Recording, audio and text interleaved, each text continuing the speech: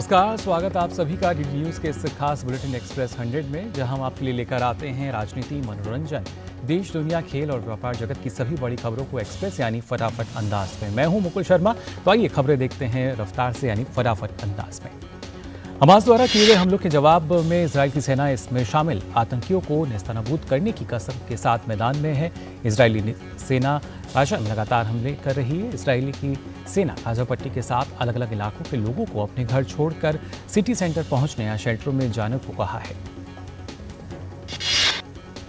Israel ने कहा कि उसने अपनी आयरन डोम रक्षा प्रणाली को सक्रिय कर दिया है। इजरायली मीडिया ने दावा किया है कि हमास लड़ाकों के हमले में 600 से ज्यादा नागरिक की जान गंवा चुके हैं, 2000 से ज्यादा लोग घायल हुए हैं।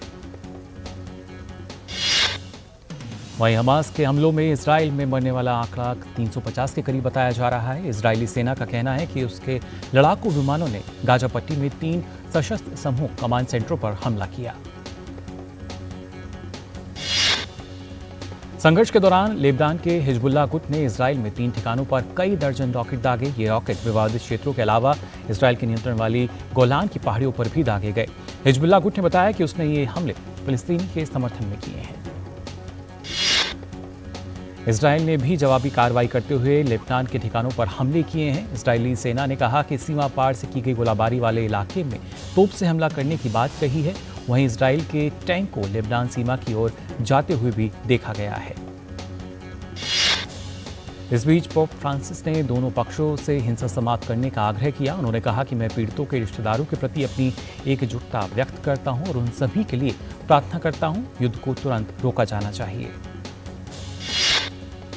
संयुक्त राष्ट्र सुरक्षा परिषद ने आज एक आपात बैठक बुलाई गई। बैठक में हमास के हमले के बाद इस पूरे क्षेत्र की ताज़ा स्थिति पर चर्चा की जाएगी। यूएन महासचिव एंटोनियो गुटेरेस ने इजराइल पर हमले की निंदा की और टकराव से बचने के लिए सभी कूटनीतिक प्रयास करने का आग्रह भी किया। भारत में इजराइल के राजदूत नोआ गिलोन ने इजराइल और फिलिस्तीन के बीच जारी जंग में भारत की तरफ से मिले सहयोग के लिए आभार व्यक्त किया है। इजराइल और आतंकी संगठन हमास के बीच जारी भीषण युद्ध के बीच भारत अपने नागरिकों की सुरक्षा को लेकर लगातार कदम उठा रहा है। प्रधानमंत्री नरेंद्र मोदी और उनका कार्यालय हालात पर पूरी तरह से नजर रखे हुए हैं। केंद्रीय मंत्री मीनाक्षी लेखी ने कहा कि भारत सरकार इजराइल में फंसे भारतीय छात्रों को वापस लाने के लिए प्रयासरत है। उन्होंने कहा कि हम अपने छात्रों को वापस लाने के लिए बहुत प्रभावी ढंग से काम कर रहे हैं। भारत ने इजराइल में रह रहे अपने नागरिकों से सतर्क रहने और सुरक्षा प्रोटोकॉल का पालन करने को कहा है। इजराइल में भारतीय दूतावास ने परामर्श जारी कर भारतीय नागरिकों से अनावश्यक आवाजाही से बचने तथा सुरक्षित स्थान के पास रहने की सलाह दी है।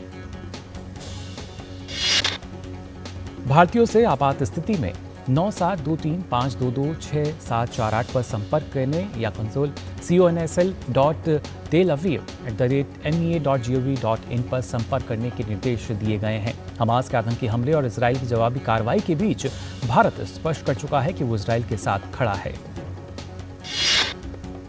इजराइल पर हमास द्वारा किए गए आतंकी हमले पर विदेश राज्य मंत्री वी मुरलीधरन ने कहा कि प्रधानमंत्री मोदी ने स्पष्ट कर दिया है कि हम इजराइल पर आतंकी हमले से हैरान हैं और हम इजराइल के लोगों के साथ मजबूती से खड़े हैं। फिलिस्तीन स्थित भारत के प्रतिनिधि कार्यालय ने भी एडवाइजरी जारी की है। फिलिस्तीन में भारतीय नागरिक किसी भी आपातकालीन स्थिति या आवश्यक सहायता के लिए 24 घंटे की आपातकालीन हेल्पलाइन पर सीधे भारत के प्रतिनिधि कार्यालय से संपर्क कर सकते हैं। इस बीच एयर इंडिया ने तेल अवीव से आने जाने वाली अपनी उड़ान में 14 अक्टूबर तक रद्द कर दी हैं। एयर इंडिया ने अपने बयान में कहा है कि हमारे यात्रियों और चालक दल की सुरक्षा के लिए तेल अवीव से हमारी उड़ानें 14 अक्टूबर 2023 तक निलंबित रहेंगी। इस बीच हाइफा फिल्म फेस्टिवल में भाग लेने के लिए इजराइल गई अभिनेत्री नुसरत भरूचा सुरक्षित वापस आ गई हैं। उन्होंने भारतीय दूतावास की मदद से स्वदेश रवाना किया गया और वो सकुशल मुंबई एयरपोर्ट पहुंच गईं।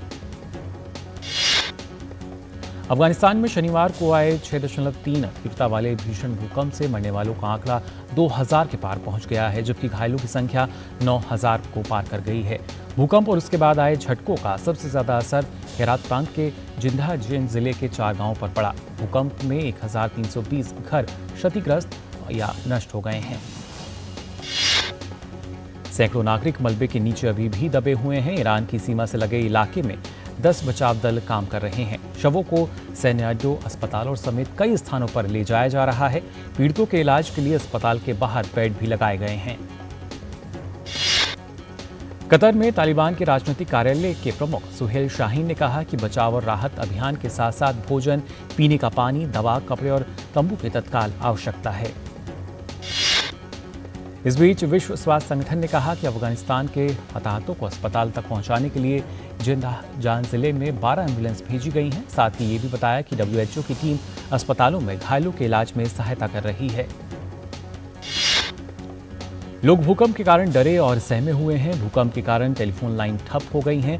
भूकंप में घर तबाह हो जाने की वजह से लोग खुले आसमान के नीचे रात गुजारने पर मजबूर हैं। भारतीय वायुसेना ने रविवार को 91वां स्थापना दिवस मनाया। प्रयागराज के बमरोली वायुसेना स्टेशन पर देशभक्ति, वीरता, साहस और अदम्य शौर्य का नजारा देखा गया। इस अवसर पर वायुसेना प्रमुख Air Chief Marshal VR Chaudhary ने परेड का निरीक्षण किया। यह मौका इसलिए भी यादगार बन गया क्योंकि पहली बार वायुसेना दिवस परेड का नेतृत्व एक महिला ने किया। ग्रुप कैप्टन शालिजा धामी ने परेड की कमान संभाली। परेड में पूरी तरह से अग्निवीर वायु महिलाओं की टुकड़ी ने भी हिस्सा लिया। इस अवसर पर वायुसेना प्रमुख Air Chief Marshal VR Chaudhary ने वायुसेना के नए ध्वज का अनावरण किया। वायुसेना प्रमुख ने 4 इकाइयों को प्रशस्ति पत्र भी सौंपे। इनमें 16 squadron, 142 helicopter unit, 901 signal unit और 3 बेस रिपेयर डिपो शामिल हैं। इस मौके पर वायुसेना प्रमुख Air Chief Marshal VR Chaudhary ने वायुसेना कर्मियों की सराहना करते हुए कहा कि ये पूरी दृढ़ता के साथ अपनी भूमिका का निर्वहन कर रहे हैं। वायुसेना प्रमुख ने उभरती चुनौतियों से निपटने के लिए नई तकनीकों को अपनाने पर भी बल दिया। इस दौरान वायुसेना ने आसमान में अपनी ताकत का प्रदर्शन किया। वायुसेना की बेमिसाल शक्ति का यह प्रदर्शन देखकर लोग हैरान नजर आए। इस बार भारतीय वायुसेना दिवस कार्यक्रम की थीम भारतीय वायुसेना सीमाओं से परे वायुसेना रखी गई। वायुसेना दिवस पर राष्ट्रपति ने भारतीय वायुसेना को शुभकामनाएं दी। राष्ट्रपति द्रौपदी मुर्मू ने अपने संदेश में कहा कि वायुसेना दिवस पर हमारे सभी वायु योद्धाओं और उनके परिवारों को बधाई। हमारी वायुसेना लगातार ऊंचाइयां छू रही है। भारतीय वायुसेना की सराहना करते हुए प्रधानमंत्री मोदी ने अपने संदेश में कहा कि वायुसेना दिवस पर सभी वायु योद्धाओं और उनके परिवारों को शुभकामनाएं। भारत को भारतीय वायुसेना की वीरता, प्रतिबद्धता और समर्पण पर गर्व है। वहीं पूर्व क्रिकेटर और मानद ग्रुप कैप्टन सचिन तेंदुलकर ने भारतीय वायुसेना की ड्रेस पहनकर वायुसेना के योगदान को सराहा। उन्होंने कहा कि नीली वर्दी पहनने का अवसर प्रदान करने के लिए मैं वायुसेना का आभार व्यक्त करता हूं। सिक्किम में बादल फटने से तीस्ता नदी में अचानक बाढ़ के बाद राहत और बचाव कार्य जारी है। राहत और बचाव कार्य के दौरान कई लोगों को बचाया गया। राज्य में बाढ़ से मरने वालों की संख्या 56 हो गई है। इनमें भारतीय सेना के 9 जवान भी शामिल हैं। वहीं अभी भी कई लोग लापता हैं। इस बीच केंद्रीय गृह राज्य मंत्री अजय मिश्र ने मगन में बाढ़ प्रभावित क्षेत्र का दौरा किया और राहत शिविर में पीड़ितों से मुलाकात की। उन्होंने कहा कि इस संकट से उबरने के लिए राज्य को केंद्र सरकार द्वारा हर संभव सहायता दी जा रही है। इससे पहले केंद्रीय गृह राज्य मंत्री ने मुख्यमंत्री प्रेम सिंह तमांग से मुलाकात की। बैठक के दौरान दोनों नेताओं ने आपदा से सिक्किम को हुए नुकसान पर विस्तार से चर्चा की। वहीं मुख्यमंत्री तमांग ने प्रधानमंत्री नरेंद्र मोदी और केंद्रीय गृह मंत्री अमित शाह के निर्देशन और देखरेख में केंद्र सरकार की तत्काल प्रतिक्रिया की सराहना की और आभार जताया। उधर बाढ़ से नुकसान का आकलन करने पहुंची केंद्रीय टीम में प्रभावित इलाकों का जायजा लिया। बचाव कर्मियों ने अब तक 2563 लोगों को सुरक्षित बचाया है। इसके अलावा 26 लोग घायल हुए हैं। उपराष्ट्रपति जगदीप धनखड़ ने हिसार में राष्ट्रीय पशुधन मिशन योजना के अंतर्गत आयोजित FP और कृषक संगोष्ठी को संबोधित किया। उपराष्ट्रपति ने कहा कि भारत के किसानों को कृषि संबंधित तकनीक का पूरा फायदा उठाना है ताकि उत्पादकता और गुणवत्ता में सुधार हो सके। तंजानिया की राष्ट्रपति सामिया सुलुहु हसन भारत दौरे पर हैं। वो अपनी भारत यात्रा के दौरान राष्ट्रपति द्रौपदी मुर्मू से मुलाकात करेंगी। साथ ही प्रधानमंत्री नरेंद्र मोदी के साथ द्विपक्षीय वार्ता भी करेंगी। केंद्रीय मंत्री धर्मेंद्र प्रधान ने राजस्थान सरकार पर निशाना साधा। उन्होंने कहा कि राजस्थान में कांग्रेस के नेतृत्व में महिलाओं का सबसे ज्यादा उत्पीड़न हुआ है। साथ ही उन्होंने गहलोत सरकार पर युवाओं को दिशाहीन करने का भी आरोप लगाया। राजस्थान में जातीय जनगणना की घोषणा पर भाजपा सांसद राज्यवर्धन राठौड़ ने कहा कि राजस्थान के विकास से लोगों को भ्रमित करना मुख्यमंत्री अशोक गहलोत की नीति है। उन्होंने कहा कि आप नई जनगणना की बात कर रहे हैं जब इनके सरकार के 2 दिन बचे हैं। राजस्थान विधानसभा में नेता प्रतिपक्ष राजेंद्र राठौड़ ने कहा कि अगर जातिगत जनगणना की इतनी आवश्यकता थी तो पहले क्यों नहीं किया। जातिगत जनगणना करवाने का संवैधानिक अधिकार केंद्र सरकार का है। जातिगत जनगणना पर राजस्थान सरकार के मंत्री प्रताप सिंह खाचरियावास ने कहा कि जाति के नाम पर टकराव भी नहीं होना चाहिए और भेदभाव भी नहीं होना चाहिए। उन्होंने कहा कि यदि जनगणना हो जाएगी तो इससे क्या हो जाएगा। राजस्थान में आगामी विधानसभा चुनावों के मद्देनजर से अभी से माहौल गर्म हो चुका है। इसी क्रम में जयपुर में राजस्थान कांग्रेस कमेटी की वॉर रूम में बैठक हुई, जिसमें मुख्यमंत्री अशोक गहलोत, सचिन पायलट और गोविंद सिंह डोटासरा सहित पार्टी के वरिष्ठ नेताओं ने हिस्सा लिया।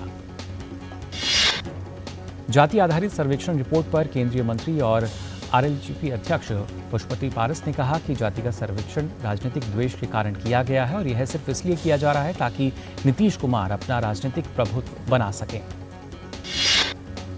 जातिगत जनगणना पर हरियाणा के मुख्यमंत्री मनोहर लाल ने कहा कि जिस प्रकार की मांग बाकी प्रदेशों में है, ऐसी कोई मांग हमारे यहाँ नहीं है। उन्होंने कहा कि कांग्रेस ने हमेशा 3C करप्शन, क्राइम और कास्ट की राजनीति की है। मध्य प्रदेश के मुख्यमंत्री शिवराज सिंह चौहान ने कहा कि दिग्विजय सिंह को तो अपने पुराने दिन याद आ जाते हैं जब जनता ने ऐसा रिजेक्ट किया कि वो दोबारा हिम्मत ही नहीं कर पाए। हम तो सेवक हैं, जनता की सेवा करते हैं और पार्टी जो दायित्व सौंपती है उसको पूरा करते हैं। उत्तर प्रदेश के मुख्यमंत्री योगी आदित्यनाथ ने लखनऊ में राष्ट्रीय सिंधी अधिवेशन को संबोधित किया। इस मौके पर उन्होंने कहा कि सिंधी समाज ने सनातन धर्म के मूल्यों की रक्षा करने, भारत की राष्ट्रीयता को मजबूती प्रदान करने का कार्य किया है। सीबीआई ने पश्चिम बंगाल में नागरिक निकायों द्वारा की गई भर्तियों में कथित अनियमितताओं से जुड़ी जांच के सिलसिले में रविवार को सुबह कोलकाता में राज्य सरकार में मंत्री फिरहाद हकीम और टीएमसी विधायक मदन मित्रा के आवास सहित 12 जगहों पर छापेमारी की। भाजपा के राष्ट्रीय उपाध्यक्ष दिलीप घोष ने कहा कि देश में जहां भी भ्रष्टाचार है वहां सीबीआई जांच होगी। उन्होंने साथ ही कहा कि पश्चिम बंगाल में शिक्षा से लेकर कोयला तक हर जगह घोटाले हैं और अगर आप भ्रष्टाचार में शामिल होंगे तो जेल जाना पड़ेगा। पश्चिम बंगाल के प्रदेश भाजपा अध्यक्ष सुकांत मजूमदार ने राज्य की टीएमसी सरकार को घेरते हुए कहा कि पैसे लेकर नौकरियां बेचने वाले सभी चोर आने वाले दिनों में सलाखों के पीछे जाएंगे। पश्चिम बंगाल भाजपा महासचिव व विधायक मित्रा पॉल ने कहा कि यह जांच अदालत के निर्देश पर हो रही है। उन्होंने साथ ही कहा कि मामले में फिरहाद हकीम और मदन मित्रा सहित कई लोगों की गिरफ्तारी पहले भी हो चुकी है। दिल्ली के मुख्यमंत्री अरविंद केजरीवाल ने मजलिस पार्क मेट्रो स्टेशन के पास सीएनडी प्लांट का उद्घाटन किया। इस मौके पर उन्होंने कहा कि दिल्ली में जगह जगह मलबे के ढेर पड़े रहते हैं, यहां पर उस मलबे से ईंट टाइल बनाई जाएगी। उत्तर प्रदेश के मुख्यमंत्री योगी आदित्यनाथ ने रविवार को बद्रीनाथ धाम में भगवान बद्री विशाल के दर्शन किए। उन्होंने पवित्र धाम में पूजा अर्चना की और राष्ट्र की सुख समृद्धि के लिए भगवान से प्रार्थना की।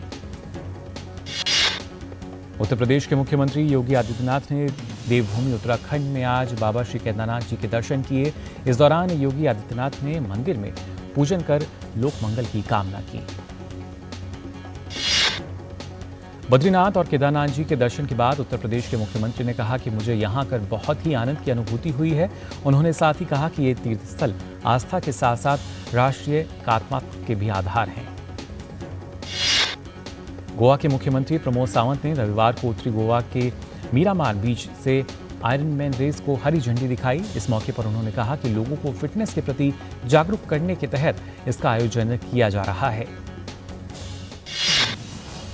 कर्नाटक के बेंगलुरु में पटाखे की दुकान में लगी भीषण आग में झुलसने से 14 लोगों की मौत हो गई। माना जा रहा है कि दुकान के साथ ही गोदाम है जिसमें रखे पटाखों के कारण आग तेजी से भड़क गई। दिल्ली पुलिस ने जाली नोट छापने वाले अंतर्राज्यीय गिरोह का भंडाफोड़ किया है। दिल्ली पुलिस ने गिरोह के सरगना समेत कई सदस्यों को गिरफ्तार किया। पुलिस ने 19,74,000 की नकली नोट छापने वाली मशीन व अन्य सामान भी बरामद किए। केरल के तिरुवनंतपुरम में रविवार को केरलियम सांस्कृतिक उत्सव मनाने के लिए साइकिल रैली का आयोजन किया गया। इस मौके पर रैली का हिस्सा बनकर लोगों ने उत्सव का आनंद उठाया। सरकार ने विभिन्न सार्वजनिक क्षेत्र में बैंकों के कार्यकारी निदेशक के रूप में 12 महाप्रबंधकों की नियुक्ति को मंजूरी दे दी है। संयुक्त अरब अमीरात के खाद्य उद्योग ने कहा है कि मध्य पूर्व के देशों में भारत के चिकन, डेयरी, बासमती चावल, जमे हुए समुद्री सामान और गेहूं के उत्पादों की भारी मांग है। अमेरिकी खाद्य औषधि प्रशासन के अनुसार प्रमुख दवा निर्माता सन फार्मास्यूटिकल इंडस्ट्रीज और अरबिंदो फार्मा विनिर्माण कारणों से अमेरिकी बाजार से अपने उत्पाद वापस मंगा रहे हैं। अंतर्राष्ट्रीय स्तर पर कच्चे तेल की कीमतों में तेजी के बावजूद घरेलू स्तर पर पेट्रोल और डीजल के दाम में आज स्थिरता रही। दिल्ली में पेट्रोल 96 रुपये 72 पैसे प्रति लीटर और डीजल 80 रुपये 62 पैसे प्रति लीटर रहा। विदेशी मुद्रा, परिसंपत्ति, स्वर्ण, विशेष आहरण अधिकार और IMF के पास आरक्षित निधि में आई कमी। पिछले माह देश का विदेशी मुद्रा भंडार 586.9 अरब डॉलर रहा। जीएसटी परिषद ने सरकार के मोटे अनाज को बढ़ावा देने के तहत 70% बाजरे के आटे के मिश्रण को खुला बेचने पर 0 जीएसटी तथा डिब्बाबंद कर बेचने पर 5% जीएसटी लगाए जाने का निर्णय लिया है। वित्त मंत्री निर्मला सीतारमण ने बताया, गन्ना किसानों के हित में तथा पशु आहार की लागत को कम करने के लिए मॉलिसिस पर जीएसटी 28% से घटाकर 5% की गई है। स्कॉटलैंड यार्ड ने इजराइल में जारी संघर्ष से संबंधित संदेशों और तस्वीरों के सोशल मीडिया पर वायरल होने के बाद लंदन में गश्त बढ़ाई। हमास की आतंकी गतिविधियों पर महिमा मंडन करने वालों की ब्रिटेन मंत्री ने निंदा की। श्रीलंका की राजधानी कोलंबो में 11 अक्टूबर को IORA मंत्रिपरिषद की बैठक होनी है। IORA 23 सदस्य और 10 वार्ताकार भागीदारों के साथ हिंद महासागर क्षेत्र का सबसे बड़ा और प्रमुख संगठन है।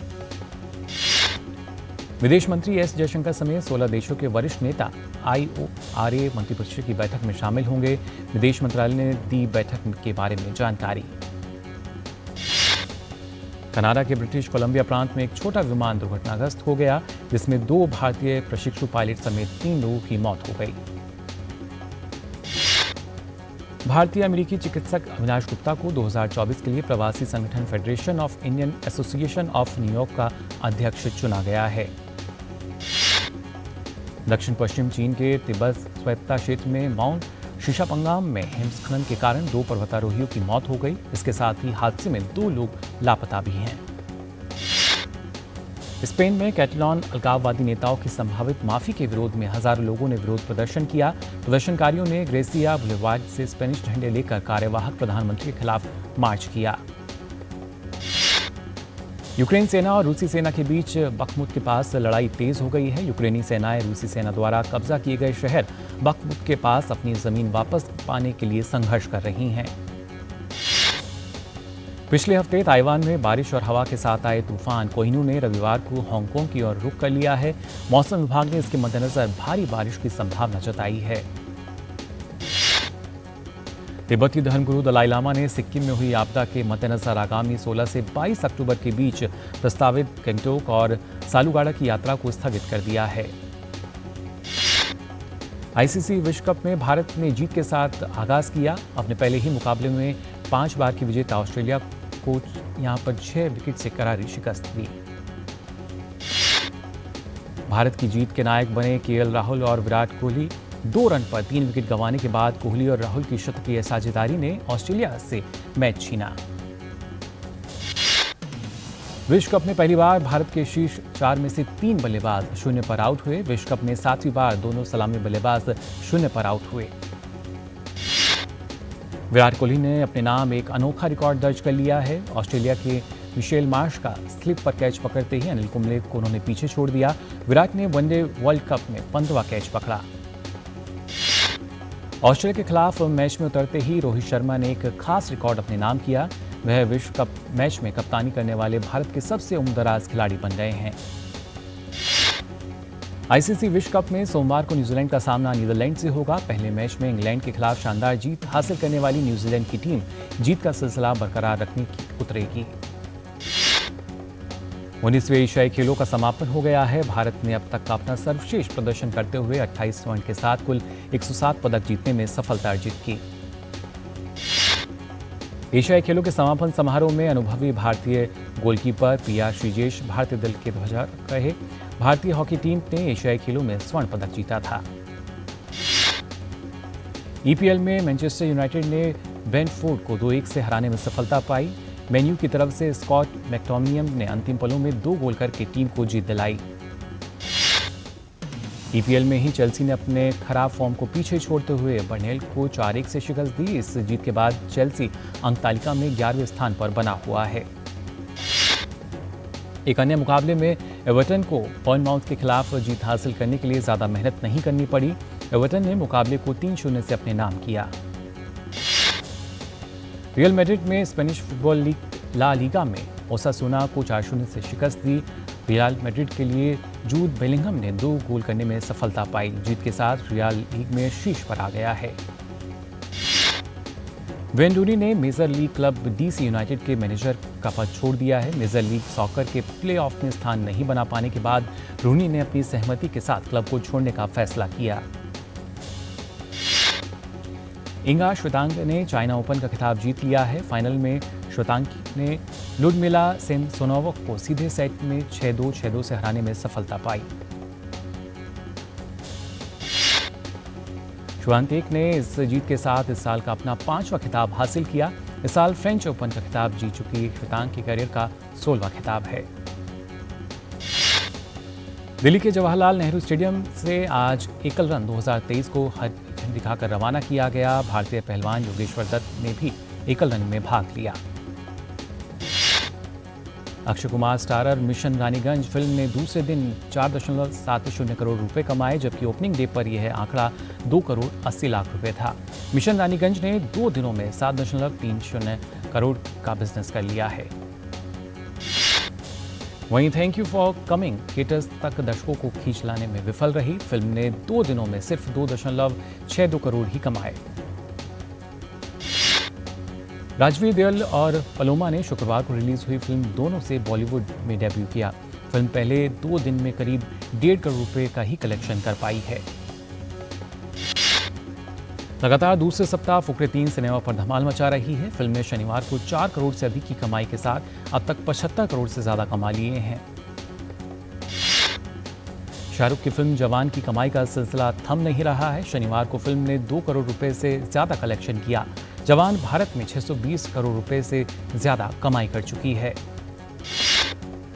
कंगना रनौत की फिल्म तेजस का ट्रेलर रिलीज हो गया है। भारतीय वायुसेना दिवस पर आए इस ट्रेलर में कंगना का फाइटर पायलट का अवतार बहुत दमदार नजर आ रहा है। मोना सिंह स्टारर काला पानी का ट्रेलर हाल ही में रिलीज हुआ, जो कि सस्पेंस से भरपूर है। यह सीरीज ओटीटी प्लेटफॉर्म पर 18 अक्टूबर को स्ट्रीम होगी। Pan India film Tiger Nageswara Rao इस महीने थिएटर्स में रिलीज होने जा रही है। अलग अलग भाषाओं के साथ इस साइन लैंग्वेज में भी रिलीज किया जाएगा।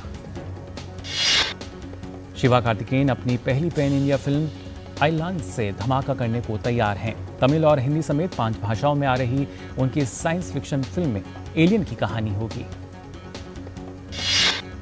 मशहूर कलाकार रघुवीर यादव ने बताया कि उन्होंने दिल्ली के मंडी हाउस में जमकर थिएटर किया और वो कभी भी दिल्ली नहीं छोड़ना चाहते थे।